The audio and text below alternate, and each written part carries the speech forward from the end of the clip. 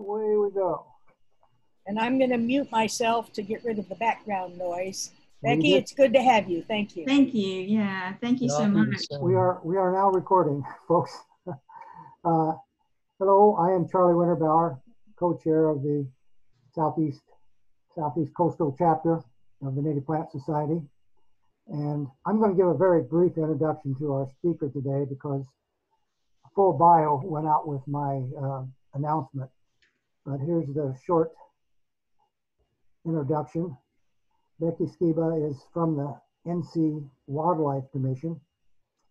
Becky Skiba has worked in environmental education since 2009. She has worked in the southeastern states of Georgia, South Carolina, Mississippi, and now North Carolina. Becky, the screen is yours.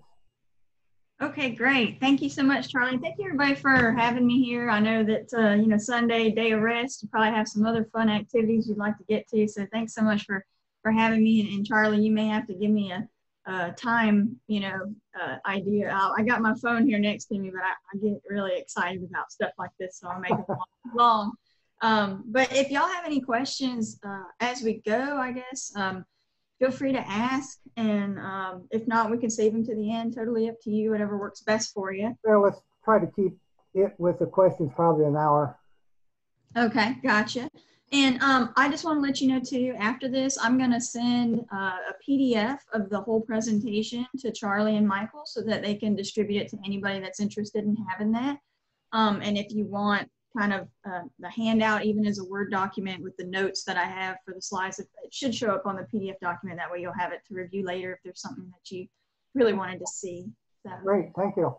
Yeah, and everybody can see my screen okay, the gardening for birds and wildlife. Is that coming up? Okay, perfect. Yeah, if that changes, please let me know. I've had some technical difficulties before. So one of the things I just want to kind of bring up is the biodiversity that we have here in the state of North Carolina. So there's about 1,300 species of fish, birds, mammals, reptiles, amphibians, and mollusks that can be found here in North Carolina.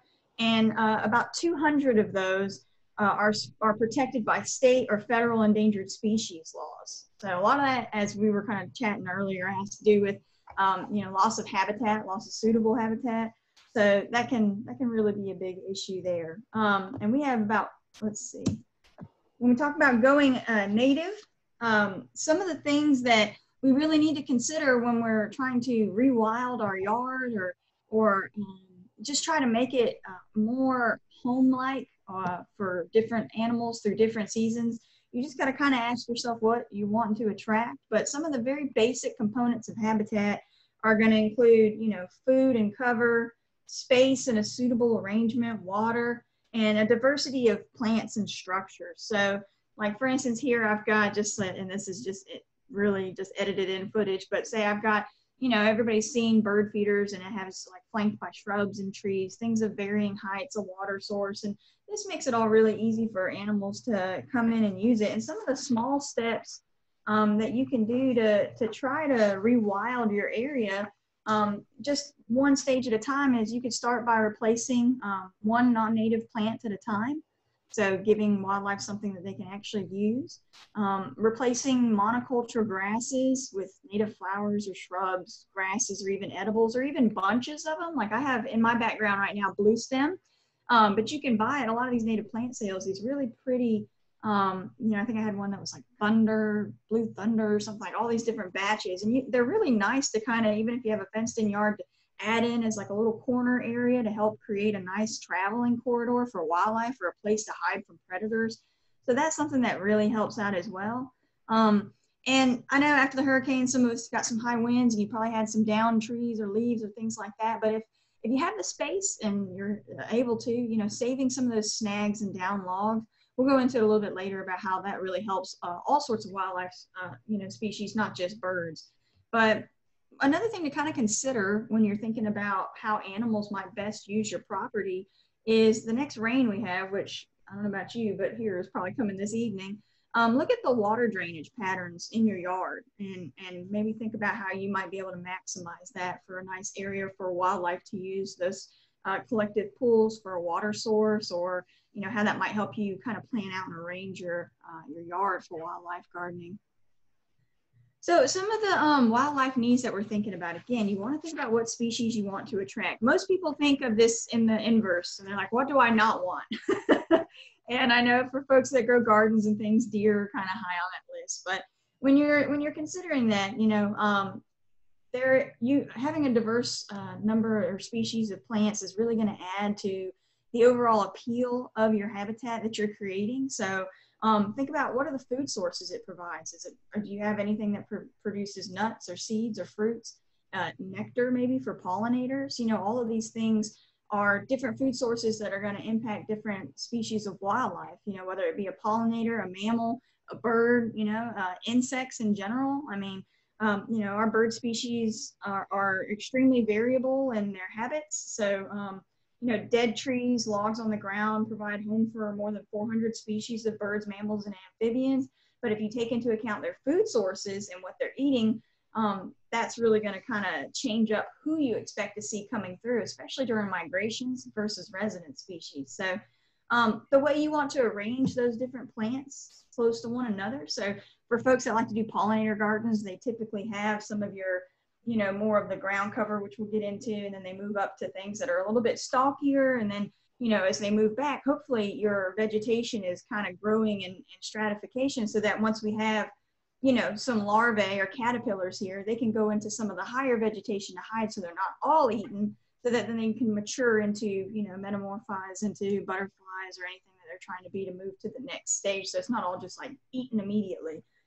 So those are some things to think about too. And if you can add feeders and nest boxes, of course, that would help. But a really big thing is the addition of running water features. One, that'll help hopefully keep some mosquitoes down for you with that water constantly turning. But that fresh water, especially on these 90+ degree days with 110 heat index and all that jazz, you can't have enough of that available. So there you have, on Amazon, they have really cheap little, inserts you could put in your bird baths and things like that to help kind of keep water flowing. And they do a pretty good job. So those are just some things to consider when you are picking out some native plants or thinking about just how you use your space in general. And also, taking into account that, 96% of our land birds actually, feed insects to their young. Bears and others will actually look for soft mass foods, so like fruits and things like that, versus like hard mass in different seasons, more of the nuts and acorns and things. To feed themselves, to fuel up for hibernation. So another thing to think about is that based on the season and animals' needs, like when wintertime, we switch to suet, right? It just puts a little bit more fat on them. But, in spring, they're going to want more fruits. They're going to want something that's more sugary, something that's going to really pop up that energy. So think about how your garden or your yard is going to respond seasonally. Is winter just a dead period, fall, nothing happening? Are you just the spring bloomers? So try to incorporate something that would cover every season if you can. And then another consideration is, do you want something that's evergreen or deciduous? It's nice to have a mix of both if you can, because then you're still providing, habitat, someplace for them to hide, a little bit of protection and shelter. And also leaf cover, which is something that's going to attract insects as well. So if you can think about when you're buying your plants, including like early or late fruiting species, plants that do produce seeds in the wintertime are also really beneficial to a lot of wildlife, because that's when they're really struggling. There's not as many options out there, and that's when the birds and the mammals and everything are competing with one another to find a food source, and typically they're going after the same one. So thinking back to, again, evergreen or deciduous, is it annual or perennial? What are your goals for your area, and what do you want to see blooming at different seasons? That's going to be a big part in this, because it is your yard, you want to enjoy it. But if you're going to make it available for wildlife, we kind of have to think about how it's set up. So some of us may live in a new development, some of us may live in a condo, an apartment, maybe an older, more established neighborhood. And so this picture here is actually trying to show you the 5 different layers that your yard can actually provide. So the very first and most important layer is going to be your lawn and grass cover. And of course, that's also going to include components like leaf litter, which is great area for, overwintering of certain insect species like fireflies and others. That would also provide good food sources. So if you're thinking about that grass, if you have some kind of a monoculture grass, or I have this stuff I'm just trying to kill off that it grows horizontally and puts these, it's just, they're like tentacles and I can't get rid of it fast enough, but trying to replace that. Or, you know, I know there's a big movement for people to do a lawnless yard. So something you don't have to mow, a no mow area where it's basically just kind of covered in a wild spot here. The herbaceous ground cover is something else. So something that's just slightly a little bit taller. This could be some of your pollinator plants, something that's nice and leafy, even clover. Clover is a great plant, especially for winter cover. And then we move up to a shrub layer. So you see we're kind of graduating a little bit in height as far as what might use that. You know, shrubs, we have wax myrtles. I mean, there's all kinds of hollies and bushes and things like that. So that is going to give you, it's going to expand, instead of just going up, it's going to expand that surface area for, you know, things to use it as shelter, but also for feeding sources. Shrub layer, of course, really popular amongst our Carolina Wren, our rock star. They're just like singing a rock concert when they sing. So shrubs are a really good spot for them to kind of really push that voice out. So the mid-story, kind of this middle range, if you have dogwoods or anything like that, this is also a nice little kind of space in the habitat structure to provide them as they move up to some species that prefer the canopy layers. So, you know, if you have this kind of graduation of stories or trees available or shrubs and plant life, then that's probably going to help out a good bit there. And, you know, when you create these numerous kind of layers or habitats for many wildlife species, take care to think about the thirstier plants, so and the size of root systems. Also, some things to consider would include sunlight and shade, and how that's going to work years after you plant it. So a lot of us, you know, if you plan on staying in one spot for a while, you know, you have a long range plan versus more of a short range one. So, you know, some trees are going to put out bigger, deeper roots, and so it may not be good to bunch certain things up closer to one another. And if one's going to shade out all of that area, you know, it might work for the first 5 years, but then you might have to kind of rethink how you're going to set it up. So when we think about adding plants to your yard, again, that long range plan, so this is just kind of like shelter equals succession. This is, and I'm sorry the photo is not super duper clear, but when you're long range plan, think about 5 years for plants and up to 20 years on shrubs, what you want to see it doing, and even more for longer mature trees, right? Because they're going to be around for a good long while and continue to grow up and up.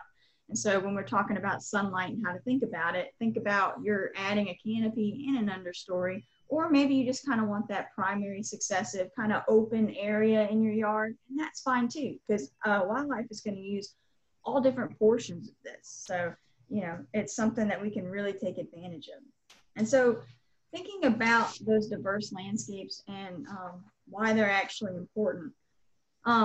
If we want to add species richness, so more species actually using the area, we're adding a little bit more interaction and complexity of the food webs, a little more spreading of seeds and pollen, depending on the season, use of space, again, during migration periods or just periods of where their animals are eating a lot or trying to find great spots for mating.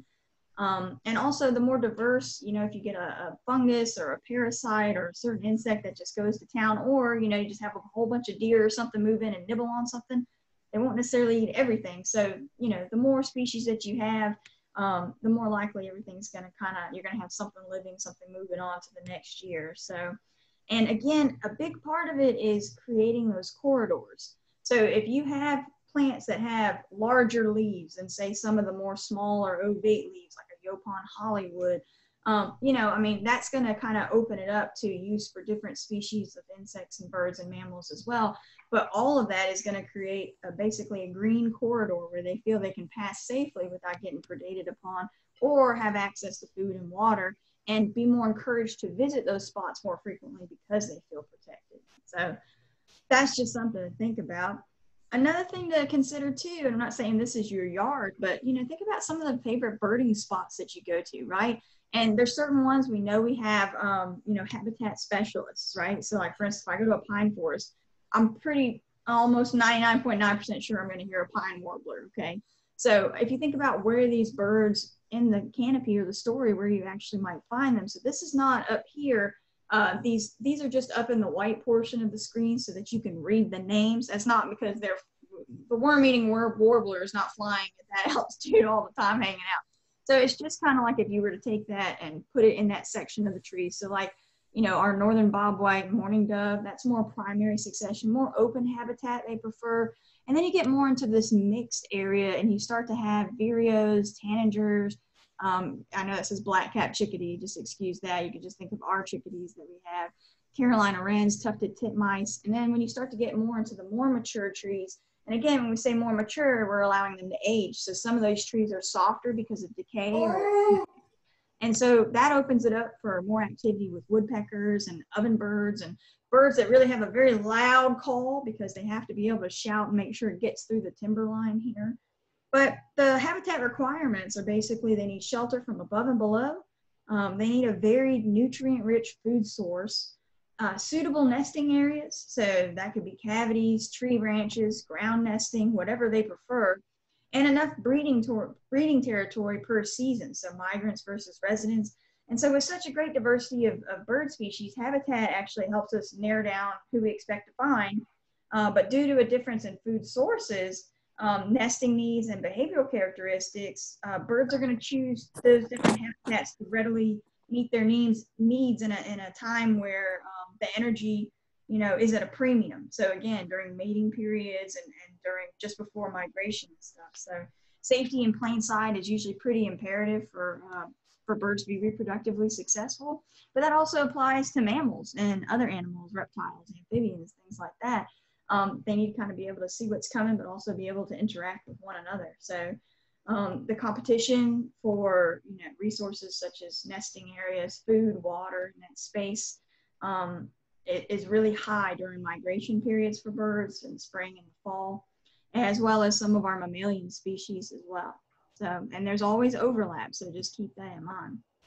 And just to kind of give you an example, a little bit more in depth on that. So this I actually got from the Cornell Lab of Ornithology. It's a fantastic website all about birds. But when they talk about landscapes that, and this is the reason I swear I'm gonna move on from this, but the reason I'm kind of harping on having different age and diversity of trees and shrubs and bushes and structure in general is, you know, the landscapes with a mosaic of young and mature forest offer habitat for different birds at different stages of their lives. So their needs are going to change. And here's two species that are highlighted. So for instance, the golden-winged warbler, they nest in young forests, but then they move their fledglings to older forests to feed on insects before the first migration. So they're still using the forest, but at different times of year. Whereas wood thrushes, they'll nest in mature forests, and then they'll move their fledglings to younger forests to feed and feast on berries and fruits. So that's why we like to have a little bit of diversity, because it's, you know, it's kind of like you, when you go into town, you have certain spots you like to hit, but you have that spot you hang out in. So that's just a little bit of the argument for having some diversity and thinking about a long-range plan. So now I've just kind of selected a large handful of certain species to just ask you to consider, and I try to pick them, you know, for what they offer, but also try to vary the season that they really succeed in. So what we have right here is star sedge, and I'm sure most of you have probably seen it. And the benefits of this is it's a great winter interest plant. So in the wintertime, you get these, it's just really good ground cover. A lot of animals, you know, we use it again in corridors, but also with these little seeds over here. They're good for deer-resistant plantings. I know a lot of folks are like, how do I keep the deer out? Granted, deer will vary by individual as far as how effective you are at keeping them out, but you know, it tends to be one they're not as much of a fan of. Revisiting the idea of water runoff in your yards. If you're trying to create rain gardens, these are great plants to kind of add to a rain garden. It might help slow and pull some of that water there. It's going to thrive in those more wet areas. And it's really nice because it attracts songbirds, because it's also going to be a nice little hiding spot for a lot of insects. So if you have a part of your yard where the, you know, the fertilizer and everything seems to run down, this area is a good kind of stopgap or erosion control for, you know, taking care of that. So just note that, you know, many of us, when we think about target species, we seem to view mammals overall as unwanted visitors, but, you know, established plants that are drought tolerant, pest resistant, and unpalatable to deer and other herbivores are going to, you know, hopefully not keep deer hanging in your particular area, but it may also provide interest for other species like different rabbits and things like that that are going to be hanging around your area, foxes, where they can find other food sources. So I just kind of want to point out again, think about who you want to come to your yard and how these plants might allow them to interact with one another. But it is nice to have something that's not always constantly getting mowed down by feeders. I do know that. So another thing to think about would be blue stem, and that's the one I have in my background all behind me right here. Really super low maintenance, great for erosion control, and you don't have to have an entire field like this. You can do clumps along a fence line in a corner, maybe in an area of the yard you don't use as often, and this will thrive and be great. It's also really good for you know, windy areas. So it'll grow up about 5 to 8 feet. So if you're trying to find an idea for a more native privacy fence, or in an area that's going to also help that water runoff, it's really actually really beautiful. They're called blue stem because I couldn't get a plant picture of it too close, but you know, depending on how the light hits it, it really varies its color, and it's just, I find it extremely beautiful. Purplish to reddish green with upper green sheaths. I put that up there to describe it because if you've ever been up close to it, it really does just kind of catch you. But it's really, it starts to, you know, kind of bloom and flower in the fall and the winter time. So it will give you a little bit of something happening in your garden or your yard in the fall and winter time, and it is deciduous. And I'm sorry, I guess I didn't fix that spelling in there. But it is a deciduous grass, and you can actually, when it dies off, you can kind of cut it and trim it, and then it'll come back fresh for the next season, which is really nice. But, you know, the seed heads are great for attracting our songbirds. It provides cover for our pollinator larvae, and also for small mammals like, you know, little rabbits, moles, rats, anything else that's going to come into your yard. But those things are also feeding reptiles and other species too, hawks and things like that. So just remember that. But this is also, I've seen little frogs hang out in this area, and toads, they like this spot just as well. So blue stem is just a really inclusive native grass to put in your yard, and it's, like I said, it's very beautiful. Beautyberry, I just can't say enough about beautyberry. I'm so psyched. I was just telling Charlie earlier, I went to the Purple Pepper and got me a giant beautyberry plant. It's already berrying, and I'm in love with it. But this is great for winter interest. Again, you know, the berry clusters are just breathtaking. I love that, the coloration of them, that beautiful purple. I know it says magenta, but I don't feel like that does it justice. And the leaves are very showy, in my opinion, you know. Robins and thrashers, brown thrashers, cardinals, towhees, mockingbirds, finches, and woodpeckers, they love the berries on this thing. This is something that's going to be almost as active as your bird feeder if you have one like this in the yard, especially because it's a hard season to find a lot of food. But you know, some of the foliage, you have deer, sometimes possums. Well, opossums will snack on anything, right? We know that, so that's not really but just to kind of show you who visits, foxes and raccoons, you'll see some of those that'll be attracted to this. And, you know, I mean, this is one that, even though, you know, it kind of berries more in the fall, the leaves on it throughout the year are going to be absolutely beautiful. So, you know, it's just something to think about. Another thing, if that doesn't tickle your pickle, there's a chemical compound similar to DEET that's been found in the foliage by researchers, and it's thought it can be used as a natural insect repellent from mosquitoes and gnats. So, you know, I don't know if you want to take some of the leaves and kind of just rub them on your arms while you're gardening if something out there is, or maybe a small test spot first, make sure you don't have a reaction, but something to kind of keep everything from nibbling at you, that might be an advantage too. But again, this is just a few ideas for some winter interest plants. And another one, witch hazel, which I'm sure you've seen before. These leaves are a pretty telltale sign. Once you see those, pretty good sign for witch hazel. So the leaf is really pretty in the fall, and it blooms in the fall and the winter. And we actually, if you're thinking about nighttime pollinators, so this is one I'd include if you're thinking about, I know we've talked about birds, bees, moths, things like that, but the nighttime pollinators are also something that feeds our bat species in North Carolina. And our bat species are struggling from white nose syndrome and also extreme loss of habitat. So planting some things that would attract, you know, nocturnal moths and species that come out at night, especially in the wintertime, is also going to be providing a good food source for our bat species that are flying around trying to help us with the insect control. Wild turkeys love to eat the seeds of this plant, and deer will browse the leaves a little bit. But this is, if ladies, if you ever had, you know, the face mask, or this is good astringent, it's good for skincare properties, which comes from the leaves. This is a plant that likes really well-drained soils. It can be 10 to 20 feet tall. So when you're planning ahead where to put it, where it has room to kind of expand, that's something to think about there. And some of them can just spread just as wide. So give it wide berth wherever you're going to plant this particular crop here. I call it a crop if you want to use it for the astringent properties of this plant. One that'll bloom in the spring. It's a really beautiful tree. And again, this is something, if you're thinking long range, what are we going to do? What would I like to leave behind? Kind of a legacy tree. Black cherry would be perfect. So, but there are some caveats here I want to share, but it'll bloom nice in the springtime. You'll get the fruit from July through August. And here we have a picture of some of the fruits that are available down there. And it's just the way that the branches extend outward. It provides a lot of nice perching territory for many different birds or animals that are going to use it, spreads them out. They're not too clustered together. So you can see robins and mockingbirds and grosbeaks, vireos, orioles, waxwings, and woodpeckers, tanagers, wild turkey, and quail all love black cherry. This is also a very nice host for many butterflies. A lot of the adult butterflies will eat the nectars from the spring flowers, but also think, you know, species like this that have nice leaves, like near the berries, you can kind of see it. But this is something, again, leaf cover also equals insect protection. So it's something that the more leaf cover you have, you know, it increases your insect diversity, which is going to increase, you know, the diversity of animals that are going to be super interested in coming near this tree or interacting with it, because it's more food source that's there. So again, that plant foliage, we're creating more insect holding leaf area there. This fruit is actually made into jams and it's eaten.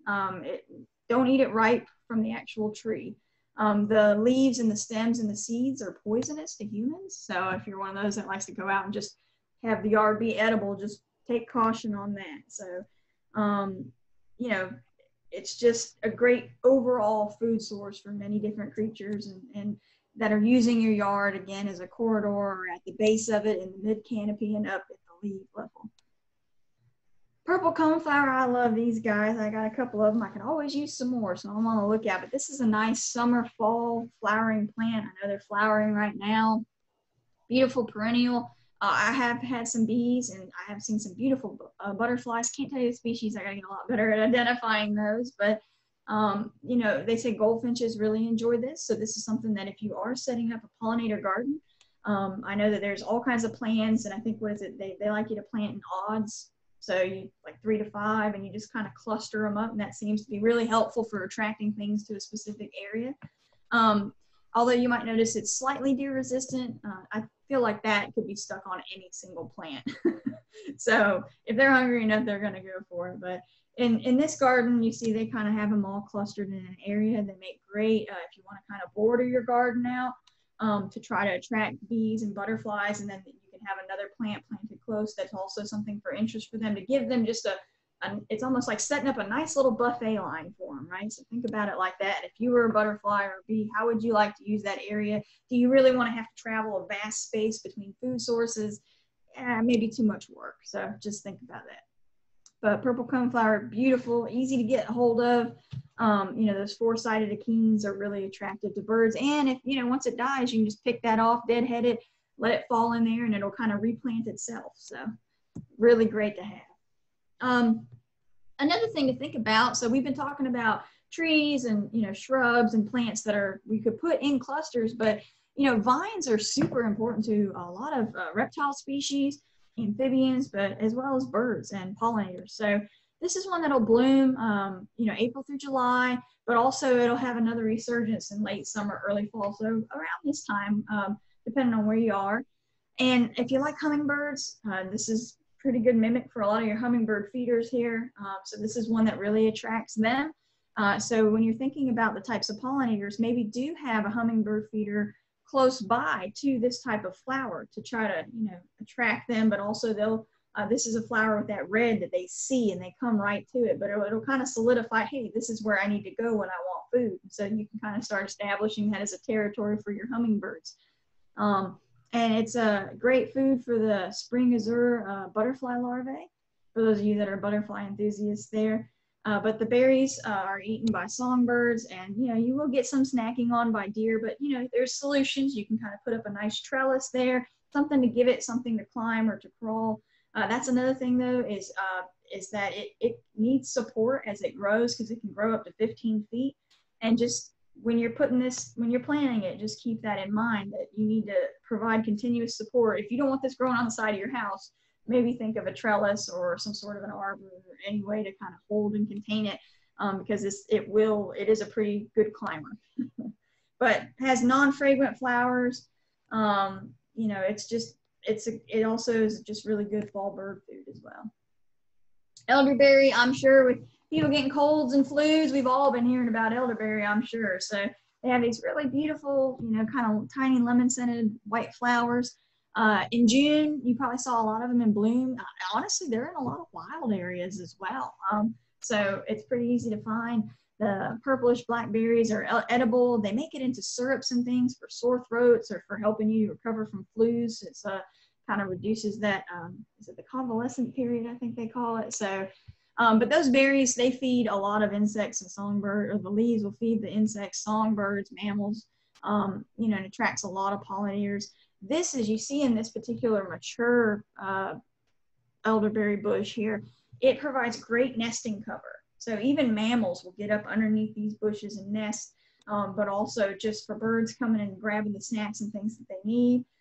It's just a really, really great source of food, but also for a great corridor. It's a great area to be able to move to and feel protected about. Keep in mind the long range. This is one that'll grow 9 to 12 feet tall. So you want to make sure that you give it some space. It is woody and it has these arching, spreading forms. And I think it's relatively easy to propagate, if I'm not mistaken. So you can kind of move it, take cuttings of it and move it to different portions of the yard there. So it's just, for plant diversity, it increases our insect diversity, and it's a great host plant for a lot of things. So, and again, for you can make your own syrups for the fall. Try to not include, folks, that if you have ponds or if you already have water fixtures in your yard. I know it's easy to see in a lot of our local lakes and ponds and drainage ditches some of the non-native species or invasive species that are there. But some to consider would be a native pickerelweed.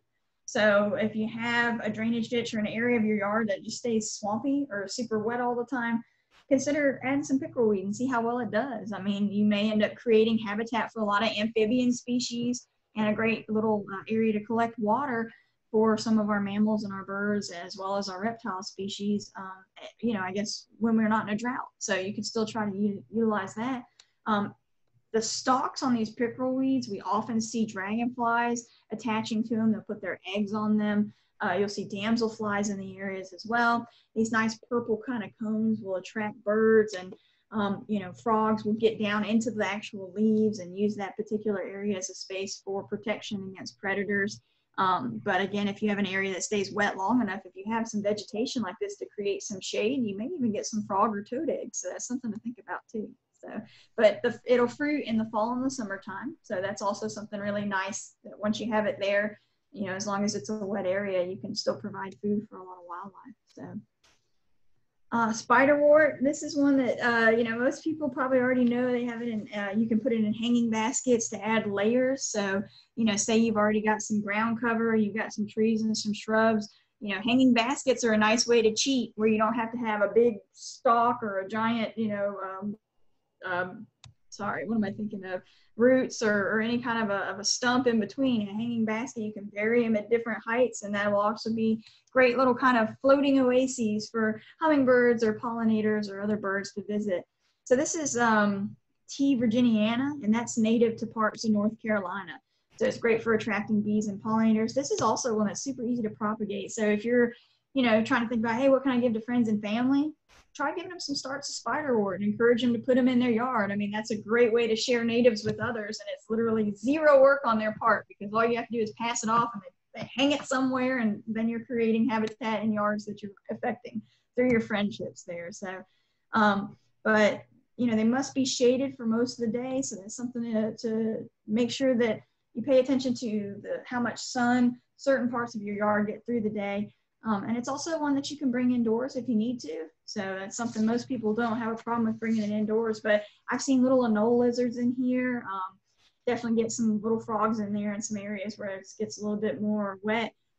But it's beautiful when it flowers, and it's just, I like the leaves. It does kind of look like a grass, but it has that kind of bicolor between the yellow and the green. So I think it's a really nice addition to anybody's yard or hanging baskets or inside. Sparkleberry. This is one that if you ever go out hiking while you're birding, you come across this a lot, I'm sure. So, you know, those berries provide good winter food. It'll bloom in the spring and the summertime, which is a good way to see it. But that leaf is really the telltale sign there, because it does kind of have a little bit of a sheen to it there. But the bark is something that you know, mammals and deer, they'll kind of nibble at that in the wintertime.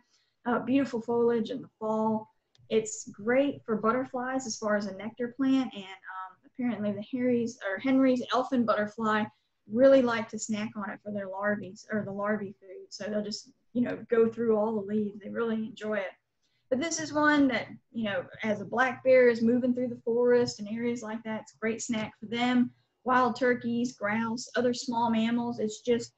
It's not, the flowers are down there. So, you know, they're like these nice little upside down bells that are hanging.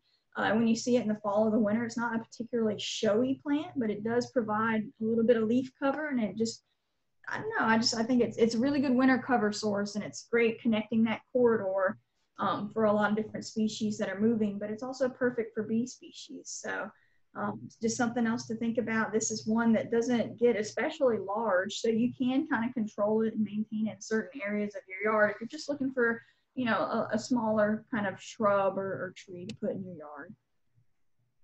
And I'm sorry, I know I'm moving fast. Like I said, I'll provide this stuff to you later.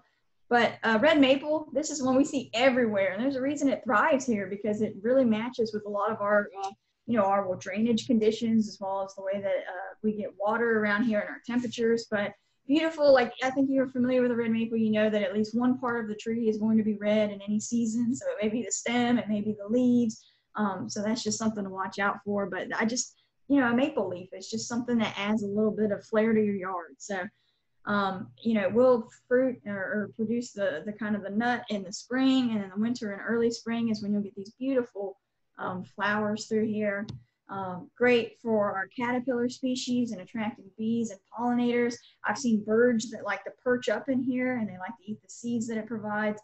And of course, deer are gonna, you know, nibble on it as well. But it's just it's a very solid source of food for a lot of our species here. But also, again, you're creating that structure and that canopy. So you're giving them that middle range is what you're occupying. So if you're thinking about your 5 to 15-year plan, you're factoring in a red maple. Also think about the width and what kind of space it's going to take. And then maple leaf viburnum is another good one. So it has this beautiful kind of trilobal leaf down here. And I know most people think leaves of 3, but it's just the actual shape of the leaf, so not 5 like on a maple leaf. And it'll produce these really good black and blue berries in the fall as well as the summertime. And, you know, I mean, these nice little showy spring flowers and these clusters that you see here. Very popular with songbirds and turkeys, squirrels. Yeah, no, we know our squirrels are suffering, right? But squirrels, you know, just something else to maybe get them off the bird feeders. And, you know, the deer will come by and they will nibble on them. They're right in the browse line there. So, you know, wild viburnum is also a really good plant, maple leaf viburnum, if you want something that's going to just add a little bit of distinction to your yard, something to make it look a little different. Okay, and then we have the ironwood, or what people call American hornbeam. And so the leaves are really pretty on this one in the fall, and early, you know, spring is when you'll get these blooms. And if you can see them, they're like these little trailing, you know, just hanging flowers. It's almost like somebody's got a necklace there of flowers. Perfect host plant for specific butterfly species. The buds and the seeds are actually eaten by a lot of songbirds. Of course, you know, if you happen to have turkeys in your areas, foxes and squirrels. So when we say foxes, yes, red foxes, but probably more likely our gray fox, our native fox species, which actually climbs trees. So that's something to think about. And the young ironwoods, as they're starting to grow, that bark, the inner bark, beavers will actually, they'll nibble on the bark, and they'll trim it and cut portions of it to drag. branches in to start making their dams and areas there, but rabbits like to nibble on it as well. And this is one that just when it extends, again, it's great cover and shelter for wildlife. So it's food, shelter, it's a lot of the things that we need. And then we have Carolina cherry laurel. I know we've seen these probably in a few places because I know a lot of people get looking at it really closely and they try to associate it with wax myrtle, but the leaves are a bit broader and longer on here. Excuse me. And then you have these nice little kind of just explosions of flowers. Each little bud is starting to produce several different flowers off of it.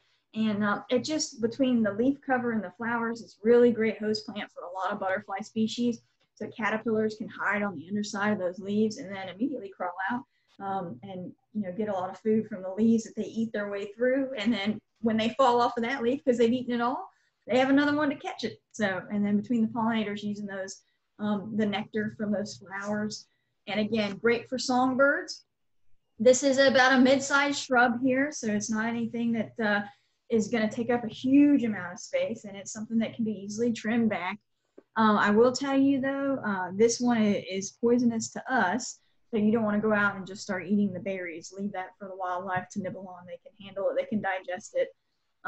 But it is one that, you know, you will find some deer browsing on as well. But it's just, again, these leaves are just really good coverage for a lot of wildlife. And if you're fortunate enough to live in one of your more established neighborhoods and you already have oak trees that are there, I strongly encourage you, red or white oak trees, to try to keep them there if at all possible, because that is one that I know Douglas Tallamy has gone over. It feeds so many nocturnal pollinators and insects that our bat species really respond to, but just in general, our land birds and our resident birds, it provides a lot of food. So this actually supports a good number of insects, which will then in turn support a lot of our birds and even, you know, some of our reptilian species. I didn't include the photo here because I don't want to freak people out, but when we have large hatches of cicadas, you know, they kind of get attracted to oak trees.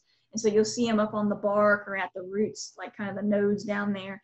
And we've noticed that copperheads like to get right up at the roots of some of these oak trees. And sometimes they will climb just a short distance up the tree because as soon as they hear that cicada or feel that cicada kind of like crackling out of their shell, they're popping out of it, they grab it really quick and eat it. It's like popcorn for them. They love it. So they wait for those emergencies and they seem to know when they're coming. So before you kind of put your hand on one of those trees to rest, just take a good look at what's there to begin with, because I have seen young copperheads blend in perfectly with some of those oak trees. So just be careful.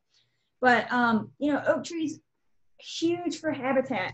If you have cavity nesters, if you have those that like to kind of build nests out on the branch, big, strong, sturdy, supportive branches that space things out and allow great perching territory for announcing yourself to a mate or a potential mate.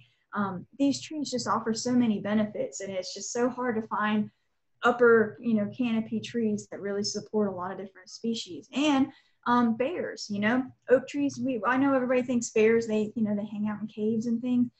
We actually have bears that will overwinter in trees, like upright standing trees, if there's a decent cavity size in there. You know, of course, raccoons, squirrels, flying squirrels, bats. So a lot of our bats are tree species here on the coast. And so they'll actually hang from some of these areas of the trees if they're close enough to the bark, high enough up where the temperature isn't varying too much because you have enough leaf cover to kind of cut through those breezes and they get that morning sun. And they just kind of look like dead leaves until they emerge and fly out for their feeding for the night. And you can see the list of everything that it feeds, including hogs and coyotes and deer and squirrels and bear. But this is one that produces a food source in the wintertime that is just vital to a lot of our animals, especially when they're in hot competition for it to get through. So this is also, just like I said, great for nesting. So if you have the opportunity to have an oak tree or you can make space for it in your yard, in your long range plan, or you're thinking, I thought I'd get rid of it, but maybe I'll keep it. This is one I strongly encourage you to reconsider. There's also been some studies done with squirrels, gray squirrels, regarding whether they prefer white oak acorns or red oak acorns. And honestly, when they bury those acorns, between the white oak and the red oak acorn, they actually produce, there's a chemical that will keep them from being invaded by pests or insects that get up in and burrow through. And I forget which one it is, and I'm sorry, I'm just remembering this now, but one of them will actually start sprouting earlier than another. So squirrels tend to have, when they do all this kind of hoarding and they put it around, they tend to go after the one that will sprout first over the ones that sprout later, so that they actually can, it's almost like they have perishable acorns that they know when to harvest over the winter season. So that's something else that's really cool too. Wild olive, this is another one that's very nice big kind of leaves there. It produces food sources in the late summer and early fall. Nice little explosions of blooms here in the springtime. But the leaf is all winter long. So again, great cover, small evergreen tree, maybe 15 to 20 feet. Deer may nibble on this if there's not much else out there. But it's also pretty resistant, like moderately resistant, I should say, to salt damage. So here in the coastal plains, depending on how close you live to the ocean, some of those breezes can bring salt, 2 to 3 miles inland. So, that might be affecting some of your gardens depending on how the coastal breeze is affected as well. But, great cover, and the birds will eat and mammals will eat some of the fruits too. American holly, you probably want to put this in an area where you're not walking too commonly because you don't want to get snagged by those leaves. But even though the berries are actually inedible to humans, they're a great food source in the fall and winter time for a lot of different bird species. Deer, small mammals will eat them, but really birds do really, really well on them. But this particular one here, it can grow 40 to 60 feet tall. So that's something to really consider. Now, granted, that's under the optimal conditions where it has plenty of sun, plenty of space to move. So, when I say can grow that high, depending on where it's planted and how much sunlight it gets, it may kind of dwarf out a little smaller than that. So, but if it's not protected against cold winter winds or straight sunshine, that's going to also kind of affect how big it's going to grow. But this is one that feeds a number of different species, and honeybees actually like the tiny white flowers that it provides. So it'll bloom, between April and June. And it's a really, and the male flowers, believe it or not, so this is dioecious, so the male flowers will have flowers clustered in 3 to 12, and female flowers will have them solitaries or in 2s and 3s. So just thought that was really cool for when you watch them bloom. And Yopon holly, this is a really good one. I know that some people will make, leaves or tea from the bark, and you're supposed to be able to, hallucinate and see a higher power, but really it's Ilex vomitoria for a reason. It makes you throw up because of the extremely high caffeine content. So if money's getting tight and you can't get enough coffee at the stores, boil down some bark from the Yopon holly and make yourself a tea there, but be careful with it. But beautiful little flowers. The leaves are just so beautiful. I enjoy them a lot. Great nectar for butterflies. Berries are a good food source. Deer aren't very excited about it. And this is one that you'll actually see growing like on the backsides of dunes in a lot of instances because they're very salt tolerant. But great winter cover, and the color of the bark and the leaves together, I think it's just a really pretty kind of like pastel to add to your tapestry for your yard. And just, sorry, I'm going to run through a few others because I know I'm running low on time here and there's so much to talk about. But high bush blueberry, another really good one. This is the underside of the leaf is kind of hairy. Blooms February to May, these little bell-shaped down-hanging flowers there. This is a shrub, so it is deciduous, so it will lose its leaves. Give it about 3 feet of space, and it can grow as high as 12 feet, but great for birds and mammals and butterfly larvae. And the berries, you can actually eat them fresh or you can cook them, so whatever your preference is. Muscadine grape, I know a lot of folks are probably, oh, not muscadine, but I know that, for instance, like if you have any tortoises or non-native turtles, turtles love the leaves of these. So do a lot of insects. The grapes feed a lot of animals, but those vines, those big, thick, woody vines will actually hold water throughout the year. And in certain seasons, you can actually kind of cut through it in the springtime and actually get water from the vines that's transporting water and nutrients through. So this vine, again, creates habitat, a structure that small lizards and birds and other little mammals can use. And that's another kind of corridor that's not necessarily on the ground, but enables them to travel safely between a food and water source. So highly edible berries. If you ever had muscadine wine, I don't know how many wine connoisseurs we have. This is where that's coming from.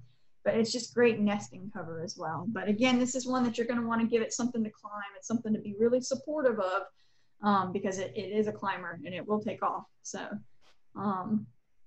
Wax myrtle, I know we're pretty all familiar with that. It's also a nice little evergreen shrub that if you like to prune and really like, you know, make it beautiful, you can, or if you just want to let it go wild, you don't have to touch wax myrtle. It does everything. It's great winter cover. It'll help with, you know, as a wind barrier, great host plant for butterflies. Birds love these. So if you're looking for yellow rump warblers, little butterbutts in the fall, look for wax myrtle. They really like to go in there. They're very efficient at digesting waxy fruits. So this is one too. The leaves are very aromatic. Some people say they may have mosquito repellent properties. I think those people are just dreamers. Nothing keeps those bloodsuckers away. But this is one that just, it's beautiful in the fall and the winter as well. Provides a great food source for when animals need it. Pokeweed. So blooms in the summer and fall. These black purplish berries are a really good food source for a lot of songbirds. It can grow 6 to 10 feet high, and it is an herbaceous perennial. I wouldn't eat the berries. They say that humans have a medium reaction depending on who you are. Slightly poisonous to us. It's just not, our digestive system's just not set up for it. But, you know, a lot of small mammals will eat the seeds as well. And again, big leaf cover will actually add to the insects.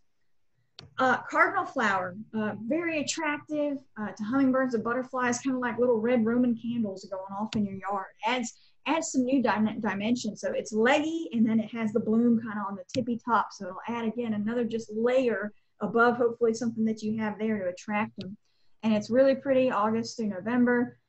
July and October, you'll have, you know, white, pink, or red terminal spikes, depending on what you decided on. This is a really great way to border out your pollinator garden, you know, or to just kind of add a little bit of a difference in height. Partridge berry, this is a really good lower ground cover to, you know, about not even quite mid-level shrub. So it's kind of like a creeping delicate vine that'll kind of pattern on itself.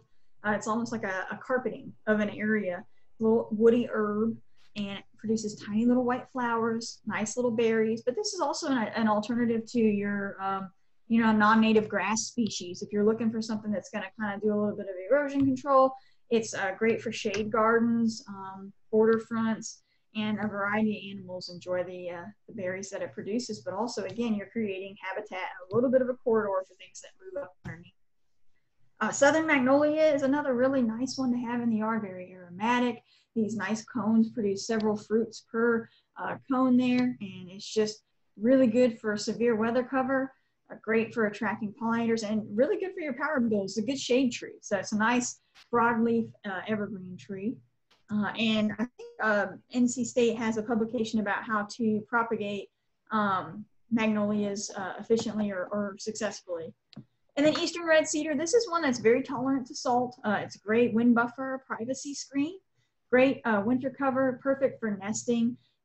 They can grow 30 to 40 feet tall, and they have these berries that you can kind of rub the color off. It's this galoshes kind of blue berry in the fall and the winter, and they are dioecious, so there are separate male and female plants. The male will produce a teeny tiny, what looks like a pine cone, but they're very beautiful. You see juniper hairstreak butterflies around them, lots of songbirds and small mammals. We use them for cover as well, but they have kind of like a scaly leaf, so something that's a little bit different. Sassafras is another great one. This is easy to spot because they'll have different, like, you know, the mitten leaf, and then they have like a glove, and then just a straight edge, regular looking leaf. But this is one that has a very deep taproot. So if you're thinking about planting a lot around sassafras trees, think again, because it's a bit of a water hoarder. But it's great for pollinators. The fruit is eaten by just about everything you can imagine. So it's a great food source for that. I've also heard that you can make the leaves into a tea, and it helps with gout relief. So there's something else there, a nice little edible kind of in the yard there. So, and then just briefly going over the last few things of ways to enhance habitat in your yard. If you can include nest boxes, I say do, because, you know, in addition to your plants that will have seasonal changes and fluctuations, you know, nest boxes can add diversity to your yard for a number of things that call it home. And it's low cost to you, just some seasonal maintenance to make sure you clean it out every year and that it looks good and homey. But you might also think about providing a little bit of food source, or these are bee houses. So I see a lot of these on sale in bird places, but what's important is that these holes, that they are smooth throughout, because if a bee goes in there and it's not smooth, that wood will shred its wings. And if you don't have wings, you can't be a really good bee, right? So then you're just fodder for something else. So maybe consider something like that. And I'm sure you've seen the importance about our pollinator species, but up to about a third of the food you eat is directly attributed to the work of a pollinator. So, you know, some of the foods like squash and apples, cucumbers, watermelons, berries, those are all because of pollinators. If you like to have a nice margarita every now and again to unwind, bats help to pollinate those. So, you know, just kind of think about that. They're really helpful, and without them, the way we think about produce and food in general would be changed. And I just want to give a brief shout out to snags and down logs. So almost every part of a dead tree at varying stages of decomposition can be used by wildlife. So a variety of wildlife use snags and down logs. They use it for roosting and nesting, foraging, perching, and territorial displays. Over 45 bird species and over 20 mammal species have been documented to use snags in the southeastern US. And when a snag falls over, it becomes a down log. So, you know, they're one and the same. And it provides cover and foraging areas for many reptiles, amphibians, invertebrates, and small mammals. So that's another thing to kind of consider. In this picture, those are two baby gray foxes that you're seeing there. We know, like, for instance, woodpeckers will use them, great crested flycatchers, bats will use them, flying squirrels, gray squirrels, green anoles, owl species, but also ruffed grouse. They like to use them as a mating call area, but you'll get a lot of black bears, foxes, weasels, bobcats, voles, moles, and then you'll get toad species, different snake species, even turtle species will use some of those down logs as well. It's kind of an area to perch or an area to climb up. And decaying logs will attract the insects, fungi, lichen, and moss that provide a food source for other wildlife. And as those logs are decaying, they then, you know, they replenish the soil. So they're kind of like a nutrient time capsule that's going to, you know, act as a nurse log and provide fertile soil for a new tree sapling to kind of come up. And so over 20 bird species and 50 mammal species and many different species of reptiles and amphibians actually use those down logs. So, you know, if you have the space and you have the ability to save them, just keep in mind what you're attracting with them. If you're okay with having those species in your yard, that's something to consider. And then the last thing I have to bring up is, again, if you have room for snags or downed areas, maybe consider the season of use for your yard. So, you know, when I was growing up, we called our no-mow areas wild areas. So fallow plots, is there an area that you can just kind of leave alone for a year, 2, 3 years and see how the vegetation changes and see how wildlife uses it? If not, maybe try to consider doing that with gardening. You know, maybe not cleaning it up and pruning it, but letting it kind of grow over, switch up a little bit of the nutrient feed that comes to that area, no-till or mow in that particular area, and just try to see if, you know, by doing it during different seasons, if that affects what it attracts to your yard, if it provides good cover, food source. You know, if you want to experiment with timing with a specific area of your yard, I think it might really be beneficial to see what it brings as far as wildlife and what it can sustain. And I know I went way over time, and I'm sorry, and there's just so much more to say, but if y'all have any questions. You're good. I had a couple comments. Yeah. From my experience here, since I'm leaving, I ought to leave it with you. We're still not sure about it. I crop quite a few elderberries. They're along the fence, the privacy fence, 6 feet, and then my garden's there. Mm-hmm. They get pretty tall, and I keep knocking them back. And I make syrup from the berries, and I leave a lot for the birds. They're always busy on. But the thing is, the roots are probably longer than the plant is tall, and they just creep everywhere. They pop up in my garden beds, and they'll be big, thick things, you know, and I have to cut them out and pull them out. And they're really nasty. They're just trouble. But I still grow them. And something else. Oh yeah, the cherry laurel. Charlie gave me one. I've had it planted, and it's getting to be about 5. Well, it's at 6, 7 feet tall now. And when's it going to bloom, or is this a male-female thing? It's supposed to bloom early spring. And I don't know if yours, how long you've had it for, you said up to 7 years? No, Charlie, what, Oh. 4 or 5 anyway. Yeah. Huh. Anyway, it never has. I have a persimmon tree, and it started as just a start plant, and it's about 18 feet up in the air now. But anyway, I've been waiting on it, and this spring I looked up and saw some blooms just in the top, and they didn't quite make the persimmon, but they started to form it, but they dropped off. But anyway, that had a good start. You know, somebody told me at a nursery that this is a strategy they use for tropical plants, but I don't know how well it would work for natives, where they have a period of stress on the plant so they don't expose it to a lot of water, if they can control that aspect and things, and it kind of shocks them, and then you come back with like fertilizer for them, and then all of a sudden it just starts fruiting or blooming. Yeah. I'm not sure if that would work for your cherry laurel, but it might be something to try, or maybe I don't know, but they should do pretty well on their own. So there must be something that maybe it's not getting enough of, or it's not producing, blooms. Being on the farm in West Virginia for some years, raising my daughters, they weren't allowed to have any, but elderberry wine's very good wine. Yeah. Made a lot of it. The poke salad, you mentioned pokeweed, and it must be forgotten, but the early shoots are really good. We'd eat them in salad. Yeah, I've heard that too. A lot of people really enjoy those. And one of my favorite things to do, I'll shut up. One of my favorite things to do, you mentioned the coral honeysuckle, which I have several places. The thing I love most is to watch the bumblebees, even carpenter bees, the bumblebees try to get in that tube. They'll work on it and they'll work on it. I'm thinking, now how are you going to stay there and realize you're not going to get in there? You see that little bumblebee butt. Well, when you bring up vines, that's another point too. I know a lot of people are concerned about the vines killing their trees or what they already have established. So if that's a concern of yours, make sure you put in a trellis or something, give it a way to kind of divert it. And then that way, if you get a few tendrils that wind that way, you can kind of trim those off or kind of tame it and train it to go another way, just in case. Because I've heard mixed reviews about people say, oh, muscadine will kill your trees, and it will hold on and grow these little kind of rootlet hairs from the vine to hold on and grip. But that just really depends on, I guess, what kind of tree you have, but also just in general, how long you're watching it. I know it'll knock the bark off of like pine trees and stuff like that, but that doesn't necessarily kill a pine tree.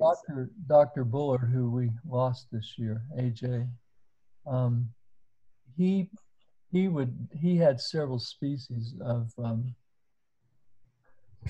trumpet vine, or excuse me, I just lost it. Coral trumpet, coral trumpet vine, honeysuckle, whatever. But anyway, he would take a 6x6 post and put it in the ground. It'd be about 7 feet high, maybe 7 to 8 feet high. And he had those out in the open. And so it would grow up and it couldn't go anywhere, so it'd fall back down. So all he had to do is prune the bottom of it all the time when he mowed around it. Oh gosh. But I mean, that contained it, and that's where it was. It was pretty cool. Nice. Things like that. That's what I learned while I've been here all these years. Wow, we're still not ready to let you go. So yeah, I'm gonna miss y'all, and I'm gonna I hope our membership, keeps supporting Charlie and helping out. But anyway, it's been a good run. I'm gonna miss it very much. So we're gonna miss you, that's for sure. Yeah, me too. I'm gonna miss you all. We'll go ahead and wrap this up. I want to say, and if Becky agrees with this, that if people think of questions later on, I want to pass out, I'll send Becky's email address to everyone, and she will, if she agrees, to field any questions she has. Oh yeah, absolutely. Okay, so I'll do that. And also I will, in the follow-up on this, when I send out to all members, I'll send out a link some way or another that people that have missed it can go ahead and listen to it. So I will do that also. Oh, great. So Sounds good. So Yeah. at this point, I'm going to stop the recording. We can continue to talk here if we want to, but I'm going to stop the recording. So. And